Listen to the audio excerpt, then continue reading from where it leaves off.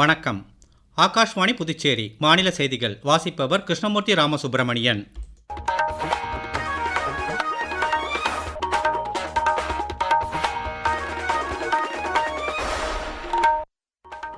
தலைப்புச் செய்திகள்.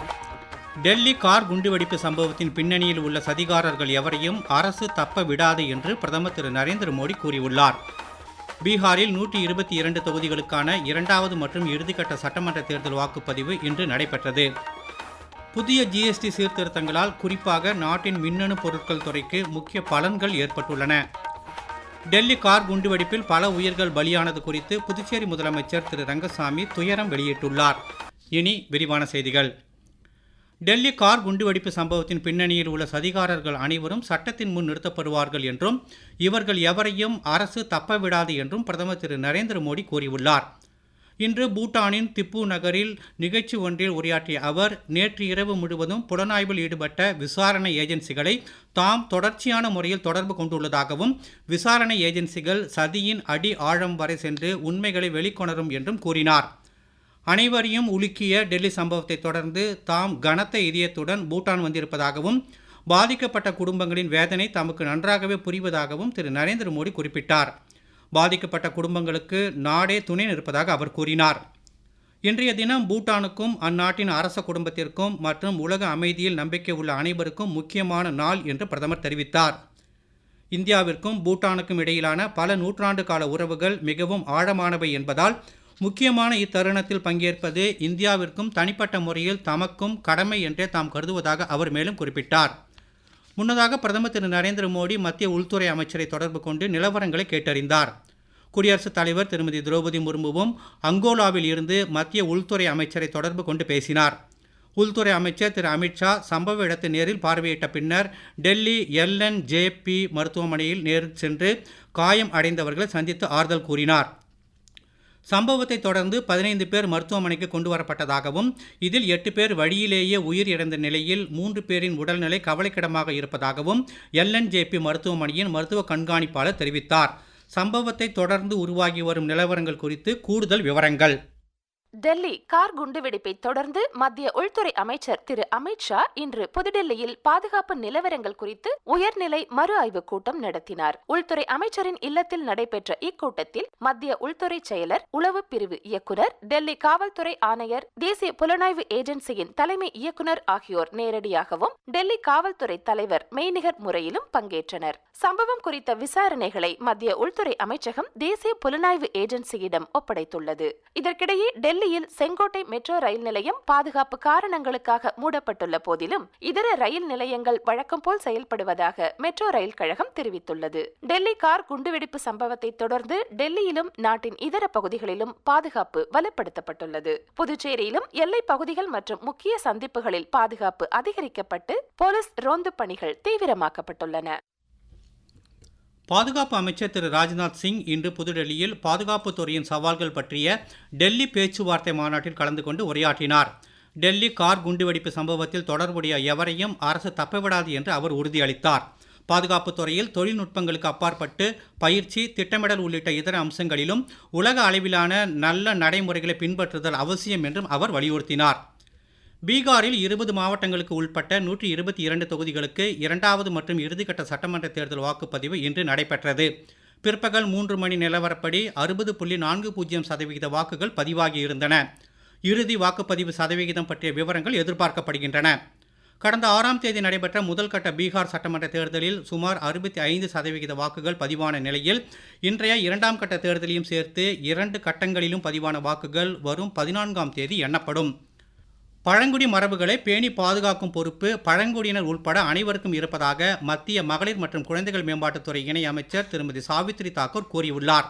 இன்று புதுடெல்லியில் தேசிய பழங்குடியினர் எழுத்தறிவு விழாவில் உரையாற்றிய அவர், இந்தியாவின் பல்வேறு பழங்குடி குழுக்களுக்கு வளமான வரலாறு உண்டு என்றும் இந்த வரலாற்று மரபுகளை குழந்தைகளுக்கான கதையாக மாற்றி வழங்க முடியும் என்றும் கூறினார். ஆங்கிலம் போன்ற பிரபலமான மொழிகளுக்கு இணையான அந்தஸ்தை மரபு சார்ந்த மொழிகளுக்கும் வழங்குதல் அவசியம் என்று அவர் வலியுறுத்தினார். மத்திய பழங்குடியினர் விவகாரங்கள் துறை அமைச்சகம் பழங்குடி கலாச்சாரத்தின் பன்முகத்தன்மையை வெளிப்படுத்தும் வகையில் இந்த 2 நாள் விழாவிற்கு ஏற்பாடு செய்துள்ளது. நீங்கள் கேட்டுக்கொண்டிருப்பது மாநில செய்திகள். ஆகாஷ்வாணி செய்திகளை நேயர்கள் உடனுக்குடன் தெரிந்து கொள்ள எமது புதுச்சேரி மண்டல செய்திப் பிரிவின் சமூக ஊடகங்களான @airnews_புதுவை என்ற எக்ஸ் பக்கத்தையும், all India radio news Puducherry என்ற ஃபேஸ்புக் பக்கத்தையும், @RNU புதுச்சேரி என்ற யூடியூப் சேனலையும் அணுகலாம். பிரதமர் திரு நரேந்திர மோடியால் அறிவிக்கப்பட்டு கடந்த செப்டம்பர் 22ஆம் தேதி முதல் அமலாகி வரும் ஜிஎஸ்டி சேமிப்பு உற்சவம் சமூகத்தின் அனைத்து பிரிவு மக்களுக்கும் பயன் அளித்து வருகிறது. மின்னணு பொருட்கள் மீதான வரி குறைப்பினால் மக்கள் எப்படியெல்லாம் பயன்பெற்று வருகிறார்கள் என்பது குறித்த ஒரு செய்தி தொகுப்பு. அன்றாட பயன்பாட்டிற்கான பல்வேறு பொருட்கள் மீதான ஜிஎஸ்டி குறைக்கப்பட்டுள்ளதால் நாட்டில் சாதாரண மக்கள் பெருமளவில் பயன்பெற்று வருகின்றனர். புதிய ஜிஎஸ்டி சீர்திருத்தங்களின்படி தொலைக்காட்சி பெட்டி, டிஷ்வாஷர் மற்றும் குளிர்சாதன கருவி உட்பட பல்வேறு பொருட்கள் 28% வரி அடுக்கிலிருந்து 18% அடுக்கிற்கு மாற்றப்பட்டுள்ளதால் இப்பொருட்களின் விற்பனை விலை குறைந்திருப்பதுடன் நாட்டின் மின்னணு உற்பத்தி துறையும் ஊக்கம் பெற்றுள்ளது. கணிப்பொறி திரைகள் மற்றும் ப்ரொஜெக்டர் கருவிகள் மீதான ஜிஎஸ்டியும் 18% குறைக்கப்பட்டுள்ளதால் அலுவலகங்கள், கல்வி நிறுவனங்கள் மற்றும் டிஜிட்டல் பயிற்சி நிறுவனங்களின் செலவு குறைந்து புதுமையாக்கம் மற்றும் ஸ்டார்ட் அப் முயற்சிகள் வலுப்பெறவும் வழி ஏற்பட்டுள்ளது. சோலார் தகடுகள் உட்பட புதுப்பிக்கவல்ல எரிசக்தி கருவிகள் மீதான வரியும் 12% 5% குறைக்கப்பட்டுள்ளதால் தூய மின்சாரம் குறைந்த விலையில் மக்களுக்கு கிடைக்க ஏதுவாகியுள்ளது. பல்வேறு துறைகளில் உள்நாட்டு உற்பத்தியை அதிகரித்து இறக்குமதியை குறைக்கும் நோக்கிலான அரசின் மேக் இந்தியா திட்டத்திற்கும் புதிய ஜிஎஸ்டி சீர்திருத்தங்கள் பெருமளவில் உதவி வருகின்றன. டெல்லி செங்கோட்டை அருகே கார் குண்டுவெடிப்பில் பல உயிர்கள் பலியானது குறித்து புதுச்சேரி முதலமைச்சர் திரு ரங்கசாமி துயரம் வெளியிட்டுள்ளார். குண்டுவெடிப்பில் உயிரிழந்த அனைவரின் குடும்பங்களுக்கும் இரங்கல் தெரிவித்துக் கொள்வதாகவும் காயமடைந்தவர்கள் விரைவில் குணம் பெற தாம் வேண்டுவதாகவும் இரங்கல் செய்தியில் அவர் கூறியுள்ளார். தேச ஒற்றுமைக்கு குந்தகம் விளைவிக்கும் வகையிலான இந்த குண்டுவெடிப்பு கண்டனத்திற்கு உரியது என்றும் தேசத்தை அச்சுறுத்தும் வகையிலான இத்தகைய செயல்களுக்கு எதிரான மத்திய அரசின் நடவடிக்கைகளுக்கு புதுச்சேரி அரசு எப்போதும் துணை நிற்கும் என்றும் முதலமைச்சர் திரு ரங்கசாமி தெரிவித்துள்ளார். முதல் உலகப்போர் நிறைவு பெற்றதன் 107ஆம் ஆண்டு நினைவு நாளான இன்று புதுச்சேரியில் இந்தியாவிற்கான பிரெஞ்சு தூதர் திரு தியரி மாத்து, புதுச்சேரிக்கான பிரெஞ்சு துணை தூதர் திரு எட்டியன் ரோலாண்ட் பிக், புதுச்சேரி அரசு சார்பில் மாவட்ட ஆட்சியர் திரு குலோத்துங்கன் ஆகியோர் கடற்கரை சாலையில் உள்ள பிரெஞ்சு போர் வீரர் நினைவு தூணில் மலர் வளையம் வைத்து அஞ்சலி செலுத்தினர். முன்னதாக இந்தியா, பிரான்ஸ் நாடுகளின் தேசிய கொடிகள் ஏற்றப்பட்டு இரு நாட்டு தேசிய கீதங்களும் இசைக்கப்பட்டன. 2 நிமிடம் மௌன அஞ்சலியும் செலுத்தப்பட்டது. புதுச்சேரியில் சிறப்பு தீவிர வாக்காளர் பட்டியல் திருத்தப் பணிகளின் கீழ் வீடு வீடாக சென்று கணக்கெடுப்பு படிவங்களை வழங்கும் பணிகள் 92.5% முடிவடைந்துள்ளன. மாநில தலைமை தேர்தல் அதிகாரி இன்று மங்கலம் மற்றும் லாஸ்பேட் தொகுதியில் கள ஆய்வு மேற்கொண்டு இப்பணிகளின் முன்னேற்றத்தை ஆய்வு செய்தார். கணக்கெடுப்பு படிவங்களை பூர்த்தி செய்வதிலும் வாக்குச்சாவடி நிலை அதிகாரிகள் வாக்காளர்களுக்கு உதவி புரிவார்கள் என்பதால் வாக்காளர்கள் குழப்பமடைய வேண்டாம் என்று மாவட்ட தேர்தல் அதிகாரி அலுவலகம் கேட்டுக்கொண்டுள்ளது. படிவம் தொடர்பான சந்தேகங்களுக்கு கைபேசி எண், மொபைல் செயலி அல்லது இணையதளம் மூலமாக வாக்குச்சாவடி நிலை அதிகாரிகளை தொடர்பு கொள்ளலாம் என்றும் அறிவிக்கப்பட்டுள்ளது. புதுச்சேரியில் சிறப்பு தீவிர வாக்காளர் பட்டியல் திருத்தப் பணிகளை கண்டித்து இந்தியா கூட்டணி கட்சிகள் இன்று ஆர்ப்பாட்டத்தில் ஈடுபட்டன. அண்ணா சிலை அருகே நடைபெற்ற கண்டன ஆர்ப்பாட்டத்தில் முன்னாள் முதலமைச்சர் திரு நாராயணசாமி, பிரதேச காங்கிரஸ் தலைவரும் நாடாளுமன்ற உறுப்பினருமான திரு வைத்திலிங்கம், திமுக சட்டமன்ற உறுப்பினர்கள் மற்றும் திமுக, காங்கிரஸ் உள்ளிட்ட கட்சிகளின் நிர்வாகிகள் பலர் கலந்து கொண்டனர்.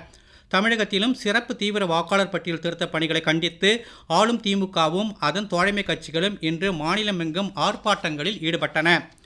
இன்று தென் தமிழகத்தின் ஒரு சில இடங்களிலும், வட தமிழகத்தில் ஓரிரு இடங்கள் மற்றும் புதுச்சேரி, காரைக்கால் பகுதிகளிலும் லேசானது முதல் மிதமான மழை பெய்யக்கூடும் என சென்னை வானிலை ஆய்வு மையம் தெரிவித்துள்ளது.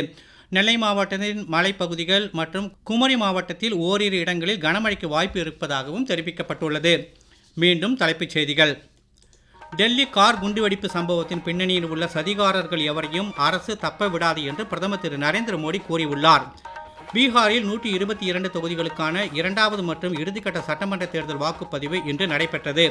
புதிய ஜிஎஸ்டி சீர்திருத்தங்களால் குறிப்பாக நாட்டின் மின்னணு பொருட்கள் துறைக்கு முக்கிய பலன்கள் ஏற்பட்டுள்ளன.